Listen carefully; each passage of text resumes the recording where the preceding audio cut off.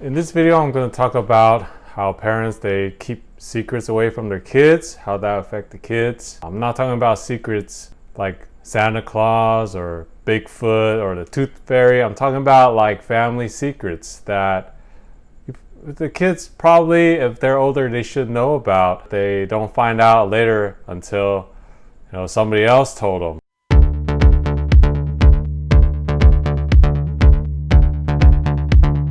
Hey, what's up guys? My name is Andrew. You can call me Uncle Druzy. I grew up in an abusive home. My parents fought almost every day, and I was an only child, didn't have very many friends. I had a tough upbringing. If you could relate to me, please subscribe to my channel. I'll be coming out with new videos every week on my childhood stories all the way to my adulthood. When I was a child, I had a very close relative. She was from another country, so whenever she would fly here to visit us, I would be so excited because whenever my mom would get mad at me or discipline me, she would always be there to defend me and explain to me certain situations where my parents, they never explain nothing to me. They just snap at me and tell me yes or no. And she would always bring me a lot of gifts whenever I see her. I remember I was in junior high and she just landed and she gave me like a bottle of Polo cologne that she just got from the duty free. And I'm like this teenager from junior high and I got this brand new bottle of Polo. I actually didn't have much interest in it because it was more for like older adults. However, I just kept it like it was a treasure. Like I just kept it with me, put it on the shelf. I just never used it because it meant something to me, because she would just go and buy this brand new cologne. It's like $60 back then. 25 years ago was a lot of money. And every time I see her, she would give me like a red envelope full of money. So as I started getting older, I stopped seeing her more and more. She just stopped visiting. I would go and visit her country and I would always have a blast staying over, just visiting her and traveling, sightseeing all over. And I remember when we would travel around in the car and she would play like the same cassette throughout the entire trip, and I would remember every single song in the back of my head, and she would go and get that cassette for me because I liked it so much. But like I said, we stopped visiting each other. I have no idea what's going on, why. One day my mom said, oh, I need to go visit her because she's not feeling well. So I said, why is she not feeling well?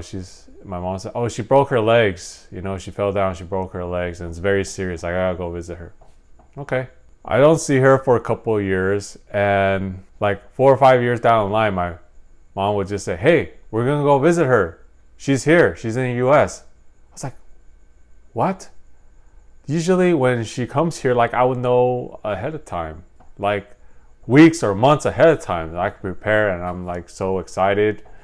But now it's just like the day of, like she's living somewhere. She usually lives with us, stays with us, but all of a sudden she's staying somewhere in another part of the town. So we go and visit her in this really ghetto apartment. It's like really dark. When I saw her, she didn't look very happy, The rest of her family wasn't there. It was just by herself. It was very quick. It was kind of just like, just go say hi and leave. I wasn't used to it. When we left, we actually got in an accident that was like traumatizing. But anyways, that was like the last time I saw her.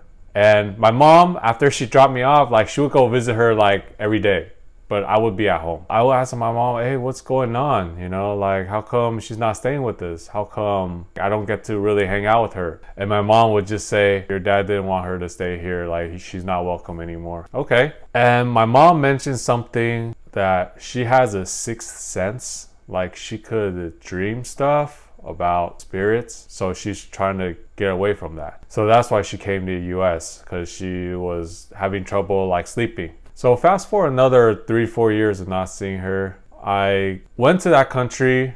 I was there for vacation. I was there for like 3 months. So after 1 month, I was gonna go visit her. And the day before I was supposed to visit her and her family, I got a call from her husband telling me that she told him to give me a call to let me know that she is very sorry because she knows I was going to go visit her, but she decided to take her life. She lived in an apartment and then she jumped off her building and died. And I was just like devastated. I couldn't connect the dots. I was in shock. I had no idea what was going on. And he told me that this was like the third attempt. This is the third time she tried to kill herself. And I had no idea. So the effect that had on me was I was devastated. I couldn't really say goodbye to her or even talk to her, like try to understand her. I mean, I wasn't like, 5 or 6 year old. By then I was already like graduated from college, and I still didn't know this stuff. Like my parents never told me. I felt like I could have at least tried to connect with her one last time or just say goodbyes or something. Because when you know somebody was gonna try to take their own life, you want to be at least have some kind of closure. Let them know that you understand them. Don't judge them. Just let them know that everyone has their own battles and it's okay to feel the way they feel. However, I didn't get that opportunity. And I was disgusted with my parents, especially my mom, for not telling me this. I had to find out more details with, my other relatives, my family friends. Like they tell me the whole story. Like this started like 8-10 years prior. So after that, I didn't really believe or trust my parents or whatever they say. I felt like I had to get like a third party or I have to have somebody else confirm whatever they say. I just don't believe them. Like especially like serious family issues where I feel like they have like super high bias. They just try to cover up the truth. I still couldn't believe it because I felt I was old and mature and responsible enough to know these things. But, they still treated me like I was like 8-10 years old. Like I should know about these things, like mental illness. So what can I tell myself if I could go back in time and comfort him? Don't be mad at your parents. You don't know what your relative said to them. Maybe your parents are keeping a promise to him or her. Him or her did not want you to know about this. And I would also tell myself that if you see anybody that you really love, that you really care about, if you're with that person, spend every single moment and give them your all, because you never know like when's the last time you're going to see them. So that's all I have for today. And if you enjoy my story, please give me a like, subscribe to my channel, and leave a comment if you have a story of your own. And I'll see you on the next video.